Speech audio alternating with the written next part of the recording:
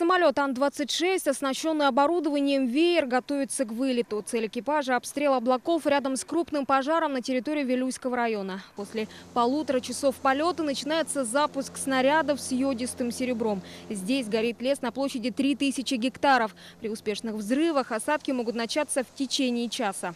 Сейчас йодистое серебро, которое мы применяем, это гораздо более эффективное, чем были пиропатроны ПВ-26. Мы поработали в Забайкалье, в Бурятии. Эффект от данного метода по искусственному вызыванию осадков был от прогноза, которые должны выпасть осадки, то мы увеличиваем до 300 раз. Чтобы эффект был максимальным, сотрудники авиалесохраны регулярно получают информацию о погоде. Через спутник они также видят, где на данный момент в Якутии горит тайга. При обработке облаков йодистым серебром от специалистов требуется ювелирная точность. Мероприятие это не из дешевых. Час аренды одного самолета стоит 200 тысяч рублей.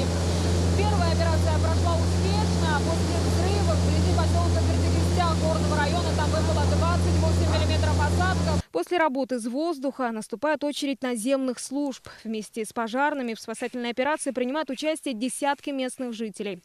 Общая картина, если взять сегодня по республике 9 пожаров действующих, из них 4 пожара локализовано, 5 пожаров, которые это крупные пожары, это в Вилюйском районе, и 1 это горный район. В республике сохраняется режим чрезвычайной ситуации. Всего огнем охвачено больше 35 тысяч гектаров леса. До конца недели с помощью искусственных осадков планируют локализовать до 80% всех действующих очагов возгорания. Айна Винокурова, Василий Соловьев, Вести, Якутия.